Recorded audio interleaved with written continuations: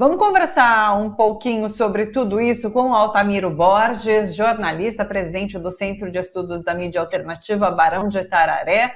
Miro, tudo bem por aí? Como você está? Tranquilinho? Tudo bem, Thalita? Você adotou tranquilinho? Só para você, é claro. Você está bem? Tudo tranquilinho, mocinha? Eu tô tudo tranquilo, tudo certo. Miro, Braga Neto, e aí? Má notícia para o PL e para Braga Neto. Qual o impacto, inclusive, nesse tabuleiro político, né? Porque mexe aí com os planos da direita, da extrema-direita para o Rio de Janeiro. Como fica? Então, Thalita, a decisão do Tribunal Superior Eleitoral ontem, do TSE, ela não tinha novidade com relação ao Bolsonaro. O Bolsonaro, em junho, já Sim. tinha sido punido com a inelegibilidade por 8 anos, até 2030, em função daquela pataquada, né, com a reunião com embaixadores, diplomatas que ele fez dentro do palácio. Né? Então, ali ele já tinha sido punido por uso irregular de poder político, né, para a campanha de reeleição dele. Naquela, livraram o Braga Neto. Dessa vez, até o relator, no primeiro momento, queria livrar também o Braga Neto. Mas aí foi um voto atrás do outro e até o relator mudou o voto. Não, os dois únicos dos 7 membros, dos 7 ministros do TSE, os dois únicos que votaram a favor do Bolsonaro e do Braga Neto, né, foram os dois bolsonaristas, né, o Nunes Marques e o outro lá, fugiu o nome dele, Raul Araújo, né, foram os dois únicos. Os outros 5 votaram. Então, a grande novidade do julgamento de ontem foi a condenação do Braga Neto, porque a pena não é cumulativa, né, a pena mantém-se. Então, Bolsonaro já estava inelegível por 8 anos. Né. É importante a decisão do TSE porque reforça a argumentação de que houve abuso de poder político e econômico. Então, é importante que o Bolsonaro seja novamente condenado, mesmo não ampliando a pena. Né. Continua inelegível por 8 anos. Agora, a novidade foi o milico, foi o general. Houve uma pressão violenta, né, das Forças Armadas para tentar evitar essa condenação, muito buchicho, né, muito buchicho de pressão, né, bastidor, né, mas foi lá e a decisão tomada, Braga Neto inelegível. Braga Neto, o Bolsonaro desejava, o Bolsonaro e o presidente do PL, o Valdemar, pressionaram para que ele fosse candidato no Rio de Janeiro, utilizando como argumento de que ele já tinha sido interventor militar no Rio de Janeiro, e o Rio de Janeiro está um caos na segurança, seria um nome forte para a disputa. Ele não estava muito convencido disso, até porque tem muita denúncia contra ele, ele não quer se expor demais. Então ele falava que não seria candidato a prefeito no ano que vem no Rio de Janeiro, que o sonho dele era ser senador. O sonho dele dançou agora. Porque agora ele não pode ser nem candidato à prefeitura do Rio de Janeiro, nem candidato em 2026 ao Senado, em qualquer lugar que ele quisesse concorrer. Né? Então o sonho dele dançou. Tentavam sempre livrar os generais do envolvimento com a tentativa de golpe, com os abusos que foram cometidos. Sempre tentaram livrar os generais. Né? A CPMI, a Comissão Parlamentar Mista de Inquérito, né? O relatório cita 8 generais, 8 oficiais de alta patente. Né? E foi importante. Agora o TSE confirma. Então é uma primeira caceta. Deve ter preocupado os generais golpistas, devem estar preocupados com esse resultado do TSE, porque ele sinaliza para outras penas. Ou seja, Braga Neto não é mais candidato à prefeitura do Rio, não é mais candidato ao Senado em 2026, né? E isso complica um pouco mais a imagem, né, das Forças Armadas. Era natural que ele fosse, era justíssimo que ele fosse condenado, porque qual o argumento que a defesa dele utilizava? Não, ele não seria beneficiário. Como que ele não seria beneficiário? Se ele era o candidato a vice, ele seria beneficiário, ele viraria vice-presidente da República se todas as tramas de fraude eleitoral que essa turma planejou, né, de corrupção eleitoral, assédio eleitoral, uso de PRF, de Polícia Rodoviária, se todas essas tramas não fossem beneficiá-lo, iam beneficiá-lo. Então foi punido, justíssima punição. Eu ouvi alguém comentando sobre o Bolsonaro, as penas não se acumulam, né? Então ele se torna agora bi-inelegível. Eu gostei muito desse termo. É uma boa Inelegível. expressão, bi-inelegível. E ele tende a ser tri-inelegível, hecta-inelegível, porque ainda tem, eu acho, Thalita, teve o primeiro julgamento, que foi o da reunião dele ilegal, nenhum ministro de Relações Exteriores participou disso, né? A reunião dele ilegal com embaixadores de outro país, aquela cena patética, né? Utilizando toda a estrutura do palácio para isso. Esse foi o primeiro processo. Agora, esses são dois processos que têm a ver com a utilização do bicentenário da independência, das comemorações da independência. Ele transformou Brasília em palanque eleitoral na independência e viajou rapidinho, com toda a estrutura do Estado, para o Rio de Janeiro para fazer comício eleitoral, né? Na comemoração do 7 de setembro, na comemoração do bicentenário da independência no ano passado. Mas afora esse ainda tem outros, tem mais 13 processos no Tribunal Superior Eleitoral, e todos eles vão ser julgados. E a tendência é que todos eles, agora vão ser até mais rápidos, né? Porque se esses três já julgaram, né? A tendência dos outros 13 é ser mais rápido, né? Ele ser condenado. Então ele vai virar tri-inelegível, hecta-inelegível, não sei nem como dar um nome para tudo isso de inelegível dele. Vai legitimando a inelegibilidade dele. A gente vai acompanhando esse acúmulo aí de penas de inelegibilidade. Pois é. Eu tenho notícias em relação ao governo Lula. Lula sancionou agora há pouco uma lei que prevê a renegociação de dívidas do FIES, propondo condições mais favoráveis para o pagamento das dívidas, com contratos do FIES celebrados até o fim de 2017. Isso acaba de acontecer. A gente tem um videozinho que pintou aí nas redes sociais. Roda pra gente, por favor. Na verdade, é quase que um desenrola para as pessoas que estavam fazendo o FIES. Ou seja, não tenha vergonha se você está devendo porque você não pode pagar ou porque alguém prejudicou você. Vá ao MEC, vá à Caixa Econômica Federal e vá ao Fundo Nacional de Desenvolvimento Educacional e resolva o seu problema e volta a estudar. Se você já se formou, você vai ter 100% de desconto, cara. Parabéns, presidente. Mais uma ação importante para os jovens e para a educação no Brasil. Muito bem, Camilo. Olha só, de acordo com o governo federal, mais de 1,2 milhão de estudantes têm contratos inadimplentes com o FIES, a soma das dívidas estimada em 50 bilhões, e esse texto prevê descontos de até 99% dessas dívidas. É mais uma ação muito positiva do governo, né, Miro? Então tem essa que se junta com essa questão do aumento dos impostos para a compra de armas e munições.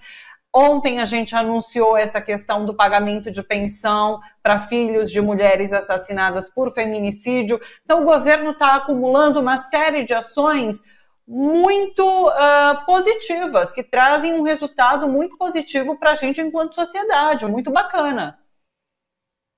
É o extremo, é o oposto do que fazia o capetão, né? O capetão liberava armas, estimulava a morte, né? E sabotava a educação, né? Inclusive com os ministros de educação do capetão que eram horríveis, né? Só dava tranqueira, aquele Weintraub, aquele pastor bandido, só dava tranqueira, né? Pois bem, então ele sabotava a educação e estimulava a arma. O Lula está fazendo o contrário, né? Ele pede para os estudantes voltem a estudar, 1,1 milhão, né? Inadimplentes, situação muito difícil, de crise, de pandemia, né? Voltem a estudar, vocês vão ter a dívida diminuída, né? Até 90%, voltem a estudar, é importantíssimo, e ao mesmo tempo ele baixa um decreto, né? Que aumenta o imposto de produtos industrializados IPI para venda de armas de fogo e munições, né? Um aumento, né? A taxa passa de 29,25% para 55%. Então, um aumento razoável. Qual é o objetivo disso? É diminuir a circulação de armas no Brasil. É diminuir a morte no Brasil, né? Então, é o extremo oposto do capetão fascista. O fascista estimulava a morte e rebaixava a educação. O Lula estimula a educação, voltem a estudar, esses 1.100.000 inadimplentes, né? E restringe o uso de armas, né? Porque é isso, você pega eu estava vendo aqui um dado, é evidente, esse projeto, no caso das armas, pode aumentar a arrecadação para mais 342 milhões no ano que vem. Pode, vamos ver, né? Agora, o mais importante não é o que aumenta de arrecadação, é o que controla de armas, né? Na gestão do Bolsonaro, ele baixou 40 decretos facilitando armas e munições. Baixou 40 decretos, era necropolítica pura, era morte, bata, né? Segundo o Instituto Sou da Paz, o número de armas registradas em nome daqueles colecionadores, atiradores e caçadores, o número de armas registradas pulou de 350 mil em 2018 para 1 milhão de armas em 2022. Muitas dessas armas foram para o crime. Aí tem CACs que dizem, não, mas essas armas não vão para o crime. Mas se até a arma do exército vai para crime, até militar é corrompido com armamento, para desviar armamento para bandido. Imagina os CACs. Muitas dessas armas que foram liberadas pelo Bolsonaro estão matando seres humanos no Brasil, chegaram no crime organizado. Não tem nada a ver com CACs. Chegaram no crime organizado. O Lula o que faz é restringir, né? O presidente Lula o que faz é, então, restringir essa circulação de armas que só aumentam as mortes no Brasil, aumentam essas cenas tristes em escolas de crianças, né, que promovem atos criminosos, né? Então, medida muito positiva do governo Lula, muito positiva mesmo, nos dois sentidos. Um do estímulo à educação, volte para a escola, estudante, e outro de restrição à morte, a armas circulando na sociedade brasileira. Muito positivo. É a diferença desse governo, uma diferença sensível. Deixa eu pegar seu embalo nisso que você dizia, nessa avaliação que a gente faz sobre os pontos positivos, as ações positivas do governo Lula. Ontem eu conversava com o Silvio Catiabava, na semana passada também com o Miguel Stedley, sobre a comunicação do governo, muito por conta da pesquisa Quest, que saiu também, e assim, acende um alerta aí, né, no governo Lula, por conta dos números e por conta de número específico que traz, que não chega até a população, essa questão das medidas positivas do governo. Muita gente não sabia citar medidas positivas, e são muitas, como a gente pode ver, como a gente tem comentado. Como que você avalia essa questão da comunicação que o governo tem feito? Então, Thalita, eu até escrevi um textinho sobre isso, com base na pesquisa Quest. O título era exatamente esse que você falou aí, né? Pesquisa deve acender sinal de alerta para o governo Lula. Apanhei um bocado por causa desse texto, faz parte, né? Mas eu acho que aquela pesquisa, mesmo que tenha problemas, alguns falam em problemas metodológicos e tal, mas aquela pesquisa, junto com a pesquisa que tinha saído um dia antes do IPESP, mostra isso. O governo tem dificuldades, o governo está fazendo muita coisa, né? Se você for ver, né, antes de ontem, um ano daquela vitória épica do Lula nas eleições presidenciais. Nesse um ano, o Brasil, impressionante, o Brasil voltou no cenário internacional, o papel que o Brasil ocupa depois de ter virado pária internacional com Bolsonaro. Os programas sociais, os principais programas sociais voltaram para alívio da sociedade brasileira, Minha Casa Minha Vida, mais médicos, né? Bolsa Família, vários programas sociais voltaram para alívio. De ver agora essa questão da anistia para os endividados do FIES, né? Vários programas voltaram. Medidas foram tomadas que alavancaram um pouco a economia, né? Aumento do salário mínimo, valorização do salário mínimo, aumento da isenção do imposto de renda, reajuste dos servidores públicos depois de 4 anos de congelamento, os vários programas, tudo isso fez com que a economia não afundasse de vez, porque a economia estava afundando, né? E a economia dá sinais de vitalidade. Então, o governo é muito diferente, o governo Lula do governo Bolsonaro. O governo Bolsonaro foi uma tragédia, foi um desastre, terra arrasada, né? O governo Lula é o Brasil voltando, né? Voltando a respirar, né? Agora, tem problemas, tem problemas. A economia, ela não está resolvida. Os nós da economia são muito grandes. Eu não sou economista, mas eu vou lendo as coisas e eu me preocupo. São muitos nós. O índice de inadimplência é elevadíssimo, o investimento é baixíssimo. Nós estamos vivendo para pagar juros, a política de juros é criminosa. Nós ainda vivemos, tudo bem que não é mais o teto de gasto, mas mesmo o tal do arcabouço, ele restringe investimentos, ele é uma certa medida de austeridade. Ainda bem que o Lula disse que, para desespero da mídia, de que ele não vai atrás do déficit zero, né, que o déficit zero é besteira. Né? Ainda bem que ele disse para a Folha ficar tão brava, a capa fazer aquele escândalo todo. Né? Mas você tem muitos problemas na economia e você tem problemas na comunicação. Como fazer chegar essas coisas todas à sociedade e como entrar nas grandes polêmicas. Como entrar nas grandes polêmicas. Isso significa que nessa área também não se avançou? Não se avançou. O time que foi montado na SECOM é um excelente time encabeçado pelo Paulo Pimenta, na minha opinião. É um excelente time. Eu faço questão de dizer isso em todos os lugares. É um time bem montado, deu uma bela equipe. Mudanças foram feitas na IBC, algumas importantíssimas. Então, tem mudanças, mas estão insuficientes. Estão insuficientes. Elas não dão conta dos desafios que vão vir para o futuro. É só a gente ver o que está fazendo a Folha, o Estadão e um pouco já a Globo para saber que a artilharia vai ser pesada. A artilharia já é pesada e vai cada vez ficar mais pesada. A comunicação do governo não está sendo suficiente para enfrentar isso. É lógico que tinha muitos problemas, estava tudo desmontado, nem SECOM tinha mais, né? Nem Secretaria de Comunicação tinha mais, né? A IBC tinha sido totalmente militarizada, estava com um monte de problema, tem que reconstruir. Mas já tem 10 meses. Já tem 10 meses, eu acho que nós estamos meio que ainda patinando. Falta uma estratégia, na minha opinião, na minha merreca de opinião, na minha opinião, para contribuir. Né? Falta uma estratégia de comunicação bem montada. Precisaria ouvir mais gente, ter mais diálogo. Ter mais diálogo. Às vezes o poder, a pessoa fica meio encastelada no poder, e aquele círculo de Brasília é muito viciante. Né? As pessoas, um fica bajulando o outro. Né? Aquele é um círculo muito viciante. Por isso que o Lula, inclusive, diz: eu não quero puxar saco perto de mim, não. Né? Eu não quero quem fique... Porque aquele é um círculo muito viciante. Às vezes não percebe o seguinte... Tem uma estratégia definida. Estamos ouvindo mais gente para construir essa estratégia, saindo da nossa bolha, né, para construir essa estratégia. Como fortalecer esse canhão que é a comunicação pública?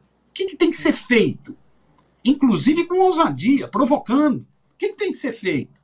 O que tem que ser feito para estar mais vinculado? Não adianta fazer a discussão de 2003. 2003 era uma realidade da mídia, não tinha as redes digitais com a força que tem hoje. O que tem que ser feito para ter mais agilidade na comunicação? Hoje, se você demorar na resposta, a resposta já não vale mais. Então, como que eu crio sinergia? Como que eu ganho agilidade? Como que eu replico rapidamente as coisas? Como que eu monto uma grande rede? Me parece, posso estar falando besteira, espero estar falando besteira, né? Espero ser corrigido, né? Mas me parece que nós estamos ainda falhando nessa área. E a pesquisa Quest mostra isso. A pesquisa Quest mostra isso. Nós, na nossa bolha, a gente vê o que o governo está fazendo e a gente fala: porra, valeu que a gente... Bela vitória o ano passado. Agora isso não está chegando ao povão. Inclusive coisas importantíssimas como essas viagens internacionais do Lula, a pesquisa Quest mostrou que a sociedade está ficando contra. Como assim? Sim. Como assim? Essas viagens são fundamentais para o Brasil, até do ponto de vista econômico, de defesa da nação, de projetos para a nação, de investimentos na nação. E como que a pessoa não percebe isso? Então eu acho que nós estamos com problemas. Muita coisa foi feita, eu acho que o espírito é positivo no governo nessa área, mas não estamos conseguindo dar resposta ágil, com sinergia, com estratégia bem definida, não estamos conseguindo fazer isso, né? Envolvendo mais agentes na sociedade, mobilizando mais gente para essa batalha de ideias que é uma batalha fundamental, é a batalha pela hegemonia na sociedade, ou chamada batalha das narrativas, né? Uma batalha fundamental. Como que a gente faz isso? Para poder enfrentar momentos que serão cada vez mais tensos. Não vai haver, se alguém no governo tiver a ilusão de que essa mídia tradicional vai ficar em paz, vai ficar quietinha, vai ter uma postura neutra, imparcial, se alguém tiver essa ilusão, acho que não aprendeu nada com o golpe de 16, não aprendeu nada com a prisão abusiva do Lula, não aprendeu nada com a ascensão do fascismo aqui no Brasil. Não dá para ter ilusão.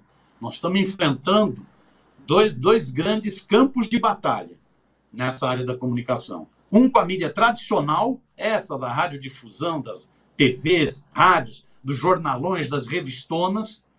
Né? Não dá para ter ilusão com essa turma. Essa turma tem projeto político, tem interesses políticos e tem interesses econômicos. Né? Essa turma não está para alisar. Essa turma está para defender os interesses dela. E não dá para ter ilusão sobre a batalha nessa nova mídia, na mídia digital, né? Onde nós continuamos perdendo em agilidade, em constituição de redes, né? Continuamos perdendo. Então, eu acho preocupante, né? Eu acho que era bom ficar esperto.